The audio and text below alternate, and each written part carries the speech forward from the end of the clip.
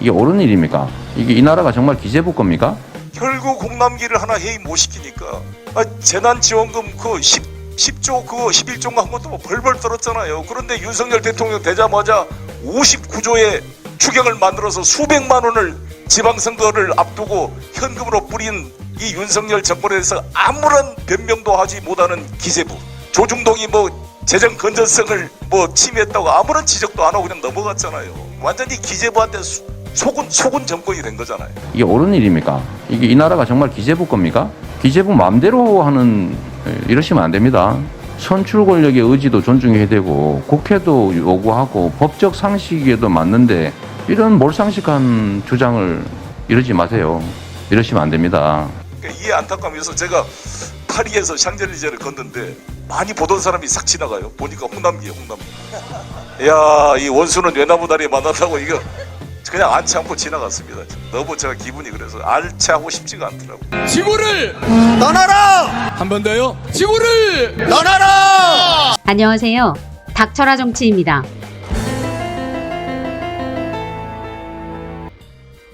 지난주 민주연구원이 아주 이상한 현수막을 내놓는 대형 사고를 쳐 민주당 지지층들의 분노를 일으킨 바 있습니다.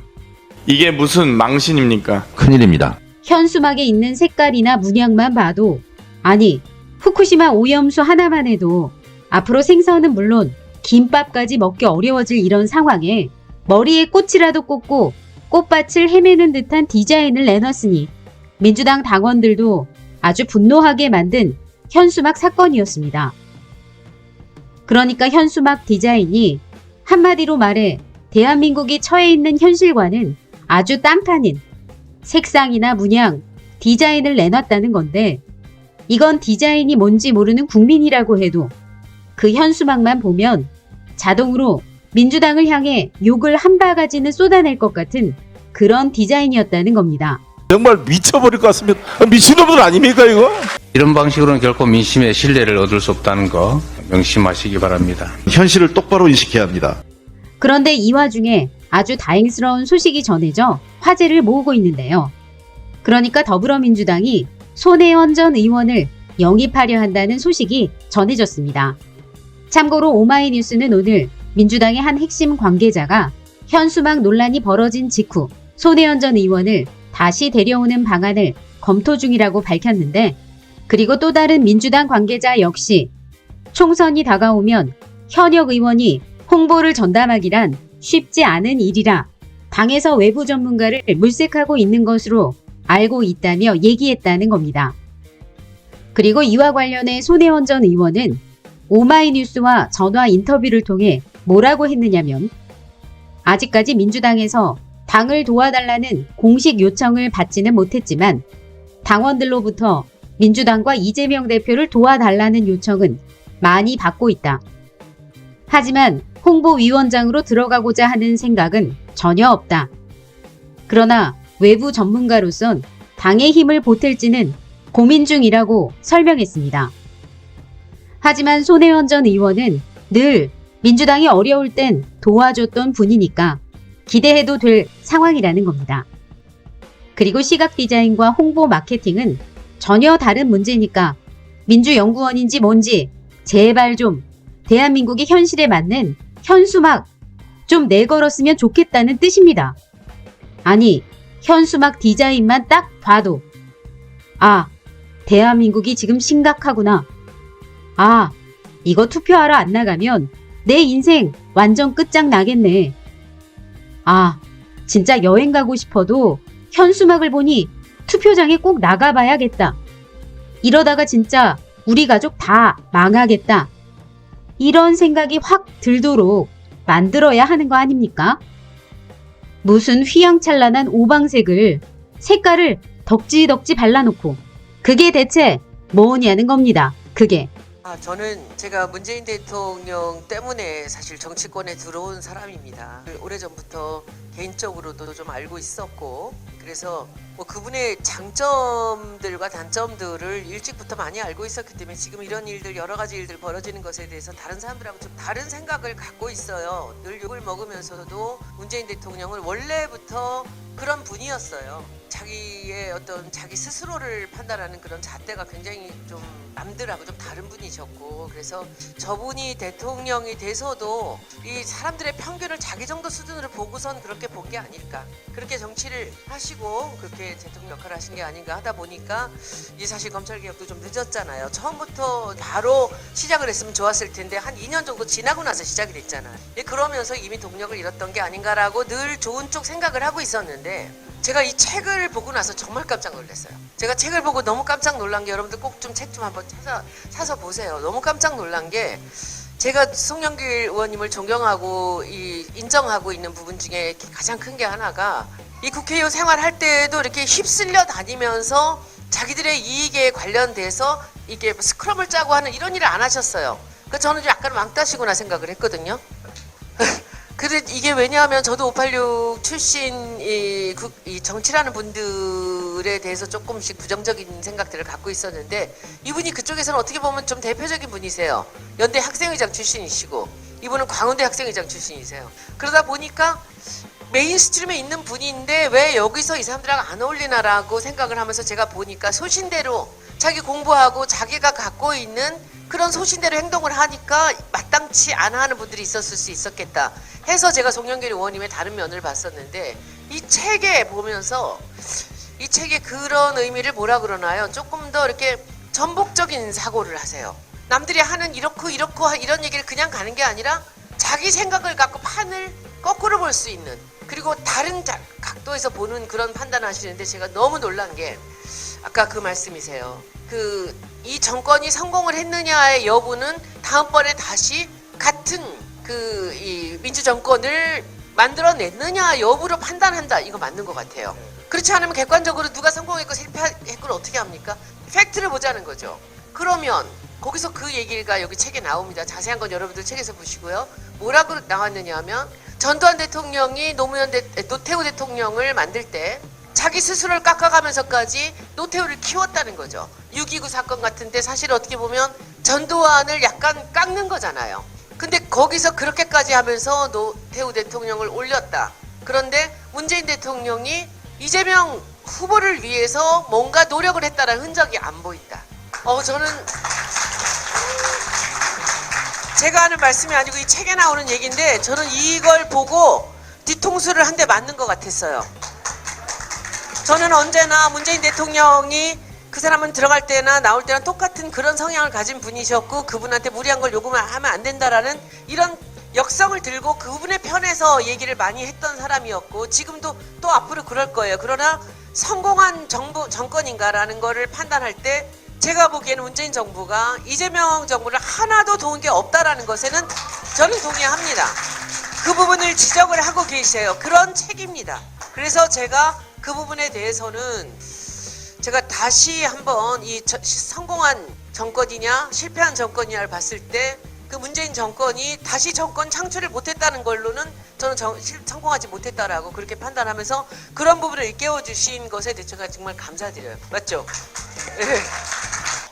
그 홍남기 장관한테 지금도 묻고 싶은데, 그렇게 재정 건전성을 주장하면서 마지막에 제가 이준석 후보랑 전국민 재난지원금 합의까지 야당 대표하고 해온 것 자체도 끝까지 반대하고, 이재명 후보가 추경 그렇게 요청했는데 그걸 안 들어준 거잖아요. 아니, 그런 사람이 왜 그러면 윤석열 되자마자 59조 추경하는데 한마디도 안 했습니까? 좀 물어보고 싶더라고요. 제일 한스러운 면이 그겁니다. 그것만 했어도 게임 끝났습니다. 그리고 그때 김부겸 국무총리께서 좀 더 과감하게 영업시간 제한 그냥 확 늘리고 인원수 제한만 늘렸어도 자영업자들 이렇게 안 돌아섰어요. 벌벌 떨고 그거를 그냥 무슨 꽃감 뭐 조금씩 띄워준 것처럼 하다가 그냥 다 망한 거죠. 그냥 정말 너무 마음이 아픕니다. 한편 4개월 앞으로 다가온 총선을 앞두고 저쪽에선 또 새로운 공작에 들어간 것 같은데요. 이건 정말 아주 심각한 상황인 것 같습니다. 그런데도 OECD 꼴찌 수준의 기자들은 대체 뭘 하고 있는지 정말 이해하기 어려운데요. 그러니까 이게 뭐냐면, 한마디로 말해 내년 총선을 앞두고 다음 포털이 이젠 진보 언론사라고 평가받은 언론사의 기사들을 다음 포털에선 안 보이게 한다는 뜻이라는 건데, 참고로 이와 관련해 남영희 민주연구원 부원장이 자신의 SNS를 통해 글을 하나 올렸는데 남영희 부원장이 이 사태를 뭐라고 설명했냐면 긴급 속보, 다음 카카오가 11월 23일부터 CP 언론사를 제외한 그러니까 조선일보나 중앙일보, 동아일보 등 유력 언론사들을 제외한 뉴스에 대해 기사 검색 및 노출 서비스를 일방적으로 폐쇄했습니다. 이에 따라 CP사의 뉴스만 검색되고 있습니다. 기존의 중소인터넷 신문 등 언론 매체는 다음 카카오의 뉴스 검색 제휴사임에도 불구하고 더 이상 기사가 뉴스 검색에서 검색되지 않는 초유의 사태가 벌어진 것이라고 남영희 부원장은 설명했습니다. 그런데 문제는 또 이 같은 조치를 네이버도 곧 따라할 게 뻔한 거 아니겠습니까? 그러니까 이건 내년에 있을 총선이 코앞에 다가오니 그동안 윤석열 정부와 국힘을 비판했던 굿모닝 충청이나 서울의 소리 그리고 뉴스버스 기사들을 더 이상 국민들이 볼 수 없게 막겠다는 거 아닙니까? 아니 굿모닝 충청이나 뉴스버스 같은 언론사들은 늘 OECD 꼴찌 수준의 기성 언론들이 보도하지 않는 윤석열 정권의 심각한 의혹들을 가장 먼저 보도했던 곳들인데 그런데도 이런 엄청난 언론 탄압이 이루어지고 있는데도 기성 언론들은 아주 아무 일도 없다는 듯 잠잠하다는 거 아닙니까? 언론도 거의 다루지 않았습니다. 언론인 여러분 상식을 가지고 판단해 보시기 바랍니다. 이것은 언론이 보도해 주셔야 합니다. 그래서 세상에 잘못된 것은 잘못되었다고 이야기하게 해줘야 합니다. 그러니 기성 언론들이 이렇게 조용하다는 건 뭐 뻔하지 않겠습니까? 진영 논리를 가장 완고하게 강력하게 가지고 지금 하고 있는 데들이 족벌신문, 그다음에 건설사신문. 요즘 건설사신문 참 많아졌어요. 한 10군데도 넘죠. 네. 그런 데들은 제가 보기에는 20세기 언론하고는 완전 달라요. 여기는 20세기 언론은 소유주가 있다 하더라도 이것은 공론의 장이니까 내 생각과 내 철학과 내 관점만 이렇게 내보내는 게 아니고 다른 관점을 가진 사람들로 쓸 수 있게는 해줘야 돼. 이 관념이 있었죠. 공론장으로서 자기를 인식하는. 지금은 그냥 그 오너와 종사자들이 먹고 살기 위한 기업이에요. 그냥 저는 그렇게 봐요. 이 자유에 대한 20세기의 고전적 명제를 스스로 허물어 버렸다는 거는 더 이상 우리가 알던 언론은 아니라는 거죠. 예. 좀 과격한가요?